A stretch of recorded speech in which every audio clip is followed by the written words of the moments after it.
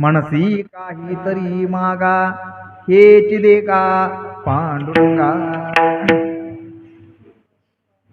भगवंत साधू संतांना आग्रह का करतात? आग्रह करण्यापाठीमाग काय कारण आहेत? तर आतापर्यंत जे काही सांगितलं ह्या सगळ्या गोष्टी त्याला कारणीभूत आहेत आग्रह करण्यापाठीमाग. आता हिथून पुढे आता आपल्याला काय बोलायचंय? आता पुढची वाट आपल्याला कशा पद्धतीने चालायची आहे? तर भगवंत आग्रह करतात, पण भगवंताची आग्रह करण्याची एक पद्धत आहे, एक रीत आहे. आता ती पद्धत भगवंताची आहे कशी याचा विचार जरा करायचा. बघा, भगवंतासारखं चतुर एवढ्या संपूर्ण सगळ्या ब्रह्मांडामध्ये दुसरं कोणीच नाही. भगवंताच्या चतुरपणाचं कौतुक करावं तेवढं कमीच आहे. का ऋण आपल्यावरती झालेलं आहे हे भगवंताला चांगलं माहिती आहे. म्हणून यामधून मुक्त होण्याकरता, या ऋणामधून उत्तीर्ण होण्याकरिता म्हणून भगवंतानं तुकोबारायांच्या पुढं, साधू संतांच्या पुढं पहिला प्रस्ताव ठेवला. काय? मागा, काय पाहिजे ते तुम्हाला देतो. ही भगवंताच्या चतुरपणाची पहिली पायरी. वाटलं भगवंताला की आता हे मागतील आणि एकदा त्यांना आपण काही दिलं म्हणजे आपण ऋणातून मुक्त झालो. पण भगवंताला तरी काय माहिती आहे? हरी तैसे हरीचे दास. आता भगवंताकडून अशा प्रकारची विचारणा करण्यात आल्याबरोबर आमच्या तुकोबारायांनी एकाच वाक्यात ही केस निकाली लावली. काय? हा भगवंता, तुम्ही आम्हाला मागा म्हणतात काय? बर, मग आमच्या तुकोबारायांनी सुद्धा जाहीरपणे भगवंताला सांगून टाकलं, आमान मागो ऐसा कधी, आमान मागो ऐसा कधी, आमान मागो ऐसा कधी,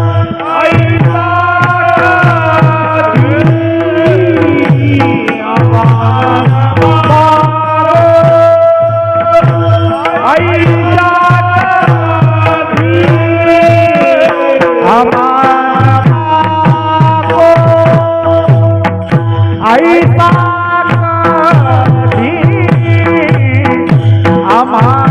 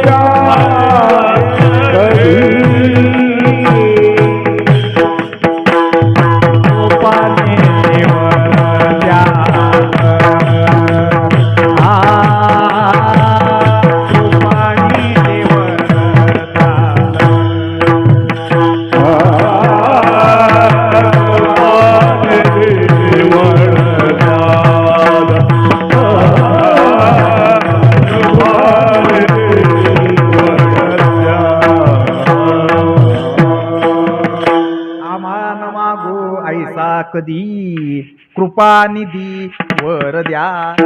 भगवंता, आम्ही तुम्हाला काही मागू नये असा वर आम्हाला द्या. असं म्हणल्यावर पुढली पंचायत भगवंताला आता काय करावं?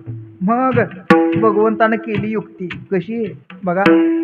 आपल्या घरी जर समजा एखादा अतिथी जर का आला तर आपण काय करतो, पहिले एक ग्लास भरून पाणी त्याच्या पुढे ठेवतो, कुणी न सांगता पटकन चहा करतो आणि चहा त्याच्या समोर ठेवला की म्हणजे चहा बघितल्यानंतर तो कप उचलतो अथवा त्याला घ्या म्हटल्यानंतर त्याला घ्यावं लागतं किंवा त्याला घेणं भाग पडतं. भगवंतानं अगोदर हे असंच केलं.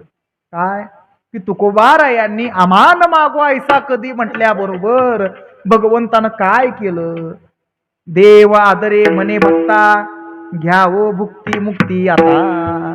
त्यांच्याच घरात कामारी असणाऱ्या भुक्ती मुक्ती स्वतःहूनच पुढे ठेवल्यात, म्हणले घ्या. वाटलं भगवंताला सुद्धा की आपल्याला चहा घ्या म्हटल्यानंतर आपण चहा सोबत बिस्किट सुद्धा कशी उचलतो, तसं हे सुद्धा आता समोर बघितल्यानंतर उचलतील किंवा यांना सुद्धा घेणं भाग पडेल. पण आमच्या तुकोबारायांनी भगवंताला उत्तर दिलं, भक्त म्हणती नेगो देवा पुरे आमा तुझीची सेवा.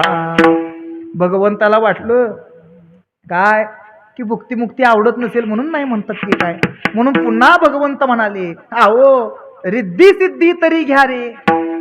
आता बघा या ठिकाणी तरी असा शब्द आला. आता हा शब्द कधी येतो आणि कसा येतो, समजा आपण एखाद्याच्या घरी जेवायला गेलो आणि जेवायला बसल्यानंतर काय झालेलं असतं, यजमान जे असतात त्यांनी काय केलेलं असतं, त्यांना जे पदार्थ योग्य वाटतात तेच पदार्थ त्यांनी बनवलेले असतात. पण होतं असं की आपल्याला न आवडणारे पदार्थ नेमके आपल्याला ताटामध्ये दिसतात. आता न आवडणारे पदार्थ पाहिल्याबरोबर आपण त्यातलं एक एक एक एक आपलं बाजूला काढायला लागतो. असतातच दोन नाहीतर चार, पण एक एक एक एक बाजूला काढायला लागलो की लगेच आपल्याला म्हणतात, अहो दूध भाकरी तरी घ्या. आता हे म्हणणं म्हणजे कसं आहे पहा, ताटामध्ये जे पदार्थ त्यांनी बनवून ठेवलेले आहेत त्यातल्याच दोन पदार्थाची सांगड ते आम्हाला घालून देतात आणि म्हणतात मग हे तरी घ्या. असं आमच्या भगवंताचं काम. स्वतःच ताट घेऊन आला, भुक्ती मुक्ती नको म्हटल्यानंतर स्वतःनीच बनवलेलं, हा शब्द महत्वाचा बरं का, स्वतःनीच बनवलेलं दुसरं ताट समोर ठेवलं आणि म्हणाला मग हे तरी घ्या. पण याला सुद्धा आमच्या तुकोबारायांनी उत्तर दिलं, रिद्धी सिद्धी तरी घ्या रे भक्त त्यागिती धिक्कारे. आता मात्र भगवंताची खात्री पटली.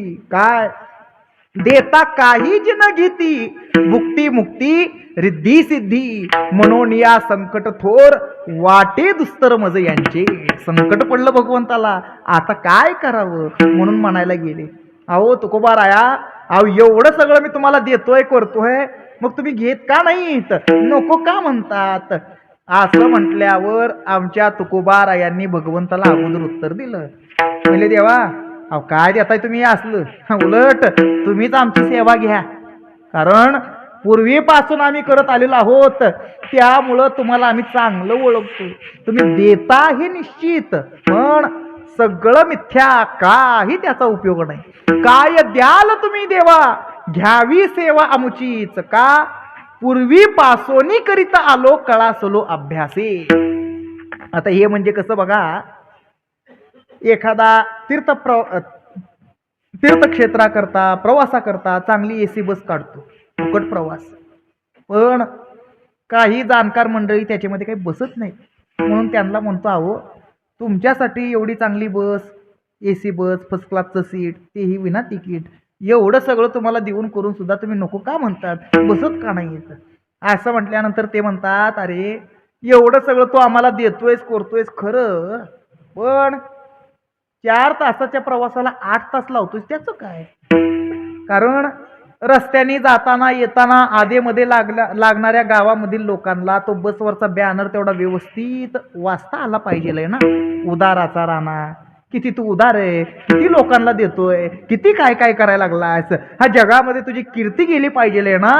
आणि गाडीचं कौतुक तू लागलास बाबा सांगायला, अरे ते एसीने जर आमचं डोकं दुखत असेल तर काय तुझ्या गाडीत बसून करावं. तद्वत भगवंता या सगळ्या गोष्टी तुम्ही देताय करताय, पण ज्या गोष्टींमुळे आमच्या सेवेत आमच्या भजनात जर व्यत्यय जर येत असेल तर काय कराव्या ते रिद्धी आणि सिद्धी, वाहू घ्या उपाधी भजना गोवा. म्हणून शेरा मारला, द्याल ते अवघे मिथ्या आम्ही सत्यान संडू. आता मात्र भगवंताच्या लक्षात आलं, काय अरे आपण यांना आग्रह करतोय खरं, पण आपण स्वतःहूनच ज्या गोष्टी त्यांना सुचवतोय त्याच गोष्टीबद्दल आपण त्यांना आग्रह करतोय ना. लक्षात आल्याबरोबर मग नंतर पुढं शेवट भगवंत म्हणाले, देव म्हणे भक्ता हो काहीतरी घ्या रे, देव म्हणे भक्ता हो काहीतरी घ्या रे, देव म्हणे भक्ता हो काहीतरी घ्यावे, देव म्हणे भक्ता हो काहीतरी देव म्हणे भक्ता हो काहीतरी घ्या रे, देव म्हणे भक्ता हो काहीतरी घ्या रे, देव म्हणे भक्ता हो काहीतरी घ्यावे, देव म्हणे भक्ता हो काहीतरी घ्यावे. ते म्हणती रे शिनाची घेता, ते म्हणती रे शिनाची घेता, याल तरी नेईना वैकुंठ लोका, याल तरी नेईना वैकुंठ लोका, याल तरी नेईना वैकुंठ लोका. ते म्हणती रे जिनाची घेता, ते म्हणती रे जिनाची घेता, याल तरी नेईना वैकुंठ लोका, याल तरी नेईना वैकुंठ लोका, याल तरी नेईना वैकुंठ लोका. देव म्हणे भक्त हो काहीतरी घ्या रे. आता मात्र भगवंत म्हणतात काहीतरी घ्या, काहीतरी मागा, मनसी काहीतरी मागा. पण बघा सगळ्यात अगोदर भगवंत मागा एवढंच म्हणालेले होते. परत त्याच्यानंतर स्वतःहून पुढं ठेवलं ते घ्या म्हणाले. परत हे नसेल तर हे तरी घ्या असं म्हणाले. पण आता मात्र भगवंत म्हणतात काहीतरी घ्या, काहीतरी मागा. पण हित सुद्धा भगवंताचं काही चाललं नाही म्हणून पुढे कसं म्हणतात बघा दबकत घाबरत, काय याल तरी नेईन वैकुंठ लोका. आता हे बोलणं भगवंताचं दबकत आहे बरं का घाबरत का. तर अजून मागाशी सारखं उत्तर दिलं तर काय करावं, काय द्याल तुम्ही देवा असलं काय म्हटलं तर काय करावं. म्हणून याल तरी नेईन वैकुंठ लोका, तुम्ही माझ्यासोबत वैकुंठाला जरी आला तरी तुम्हाला घेऊन जायची तयारी. आता हे असं भगवंताच्या मनात का आलं असेल त्यावेळेला एकदम याल तरी नेईन वैकुंठ लोका असं मनातच आलं कस काय असावं. तर त्याचं उत्तर एक अशा पद्धतीने आपल्याला देता येईल काय की भगवंताला एक गोष्ट ही चांगली माहिती आहे की साधू संतांना भगवंताचा विरह कदापि सहन होत नाही. तद्वत भगवंताला आठवण झाली मागच्या युगातली की निजधामाला जात असताना उद्धवाला भगवान श्रीकृष्ण परमात्म्याचा विरह सहन होत नव्हता.